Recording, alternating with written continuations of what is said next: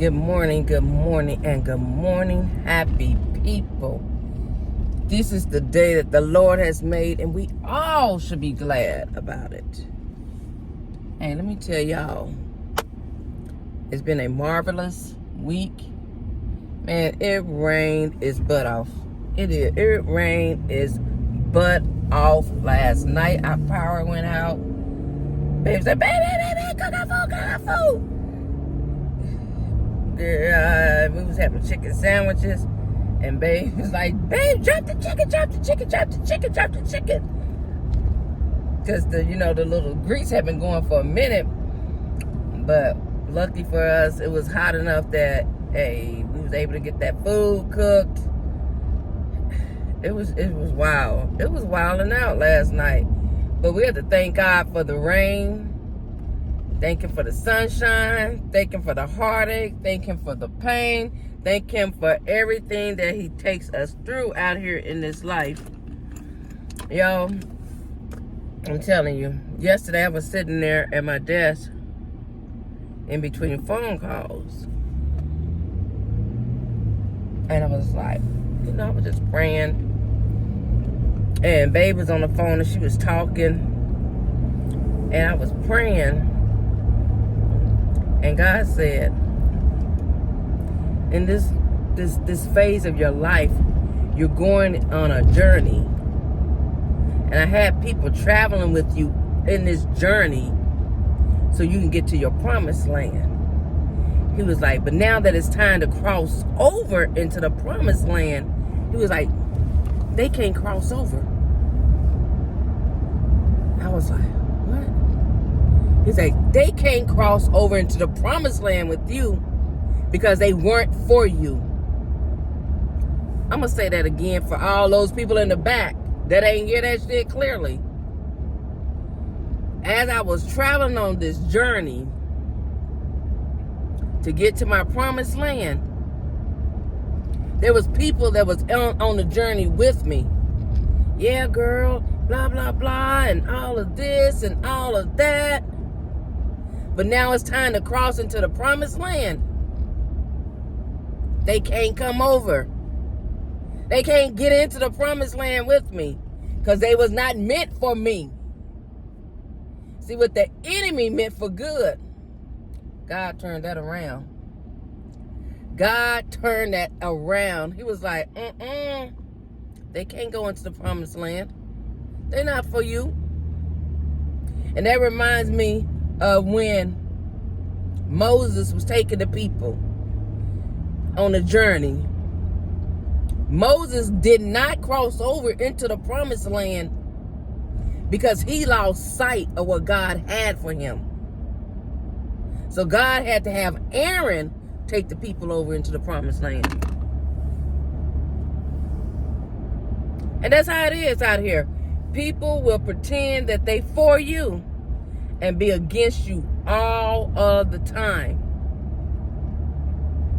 But one thing about it, God will do the separating in due time. He'll let them get all the way to the day, all the way there to the tip. And then when it's time to cross over, he'll reveal exactly who you are. He'll reveal to you who they are because they're not for you. And if they ain't for you, they're against you. Me and babe was talking. One day we was riding and talking. I was like, babe, I'm going to need this person to do this for us. And babe said, babe, in due time, God's going to present the opportunity. God has presented opportunity after opportunity after opportunity, and the person's going to be able to do exactly what we need them to do because they were intended to go into the promised land with us. Sometimes in life, you're going to lose some people because they're not for you. And when you start losing them, it's because God is showing you who they really are. No matter how broken you are, there is someone out there who will love you enough to put you back together. Sometimes you have to stay silent because no words can explain what is going on in your mind or in your heart. You just got to be silent. Sometimes silence is key. You can't tell everybody everything. Because when you start to tell everybody everything, they start to pray against your downfall because they don't want to see you be successful. they don't want to see you be successful. Why would they want you to be successful? Be more successful than them. I mean, that's just a question, y'all. Why would they want you to be more successful than them? Y'all, I gotta tell y'all, I'm so proud of my babe. I'm so proud of my girl. That girl did them classes. She did them 16 weeks like a trooper, 10 toes down. Y'all know at the beginning, it was rough. It was rough. I was like, girl, when I was going to school, all this right here that you got going on was not going on.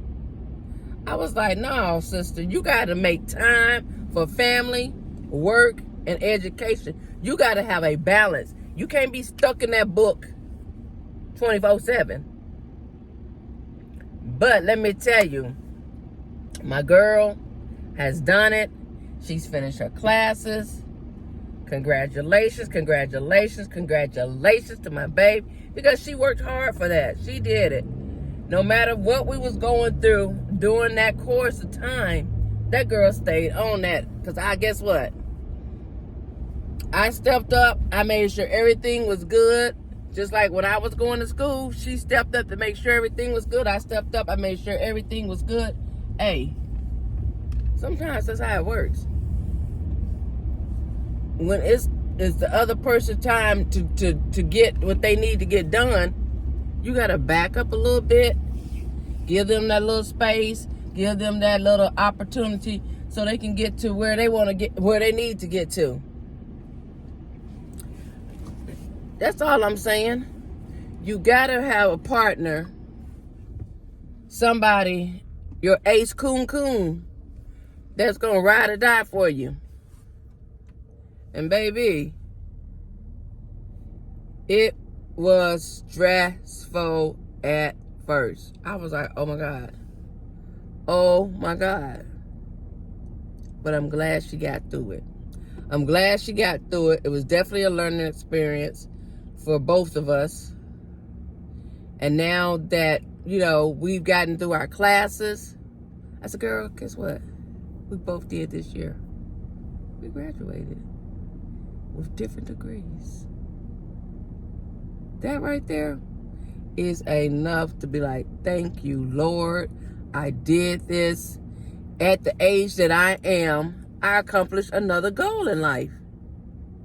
I did something that a lot of people want to do, but they're scared to do.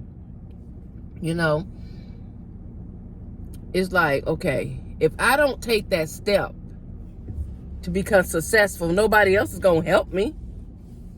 Nobody else is going to help me become successful. Success begins with you. You have to have that initiative, that drive, that goal to do what it is that you want to do. You cannot, and I say this all the time, wait for somebody else to encourage you to get up and become successful, to get up and do what you need to do out here in life. You can't wait for the next person to do that, because guess what? That person may be going through something in a mentally state, in a physical state, in their psychological state, and they might need for you to encourage them. Stop waiting for the next person to encourage you and encourage yourself. Get out there and be who God created you to be. Y'all, hold on a second. I'm going to order my coffee. All right, y'all, I am back. I have got my coffee this morning. I got my coffee and my breakfast. And I'm going to go on back here and get myself together. Woo, son, you bright. Jesus, take the wheel. Woo. I ain't feel like, trying to go over here to this light. So I'm just going to go up here and bust a U and get to the light today. Because sometimes that light just be taking too long. And I ain't got time. I ain't got time. Like, even in life, I don't have time for drama. I realized that at the age that I'm at, the things that I used to do, I don't do no more. Distance is my new answer for disrespect. I no longer react. I no longer argue. I no longer live into drama. I simply remove my presence, because peace is better than argument. People will get in an argument with you, and then they want to fight you and threaten you and all this chaos. And the way this world is designed and the way things be happening, people crazy. People crazy. They will come back to kill you and think nothing about it. You know, you never be defined by your past. It was a lesson. It wasn't a life sentence. The things that happened to you in your past, it was to teach you some things. That was a lesson. It wasn't a life sentence, and you don't have to beat yourself up about those things. You have to learn how to move on. And that's what's wrong with a lot of people out here. They can't. They beat themselves up constantly about the things that they've done, the things, situations they've gone through, and they dwell in that. Baby, get up, dust yourself off, and try that shit again. It was to teach you a lesson. And sometimes people have to go through those lessons several times before they learn. But eventually you're going to learn, because you're going to get tired of doing the same thing you doing. In order to get something different, you got to do something different. Our pastor said, well, change begins with you. You can't get mad at nobody but yourself when you keep on living the same situation, the same story. You are the author of your book. You're the author of your life. You write the story. See, God put you here. He knew before he created you what you was going to go through, how you was going to go through it. And he just needs you to reach out to him and say, Lord, I need your help. He's the author and the finisher, but you're writing your own story. You're telling your story better than anybody else can do that. The life in front of you is far more important than the life behind you. Stop looking behind you. That's like you driving and you keep looking back. You gonna run into somebody. You gonna run into somebody because you keep looking back. There ain't nothing back there. There is nothing back there for you. Keep looking forward. Because if you don't know the value of loyalty, you will never understand the damage of betrayal. I'm going to say it one more time for them people in the back.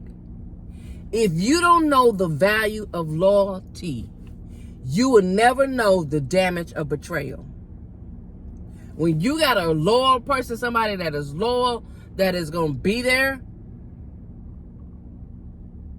and then you run into somebody that betray you, baby, that's a hurt.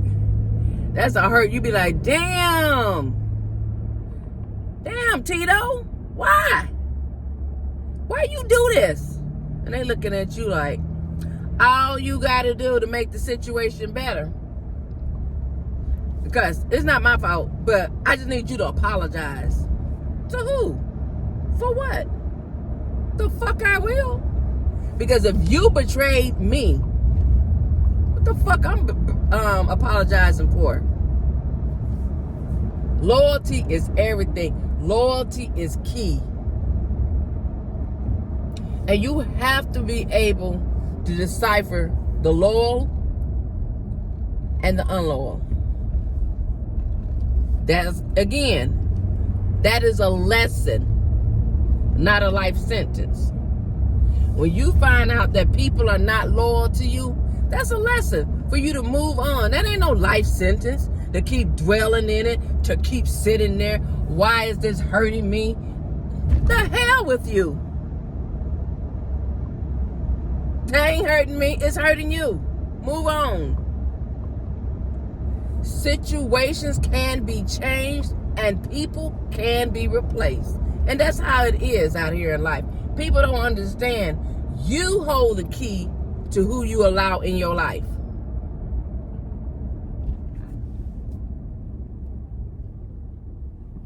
Woo, Jesus. I don't know. Okay, so, yep. Let me just go on then. That's perfect. That's perfect. Y'all, I'm telling you, sometimes you just gotta adjust yourself. Rearrange yourself. Remove yourself from situations and people and circumstances. Because everybody ain't for you, honey. Everybody ain't for you. They might pretend to be. They out here wolves wearing sheep clothing. But everybody ain't for you. And you have to decide on how you are going to handle the situation. All right, y'all. I'll be back. Y'all, I had to pull into my garage because I didn't want to hit nothing. I didn't want to destroy anything. But I just want to say this before I leave y'all today. I don't have time to hate on people who hate me. I'm too busy loving people that loves me. Sometimes God takes you on a journey you didn't know you needed to bring you to everything you ever wanted. Trust His plan. And remember, everybody can't go to the promised land with you. But whatever you do on this great Tuesday, go ahead.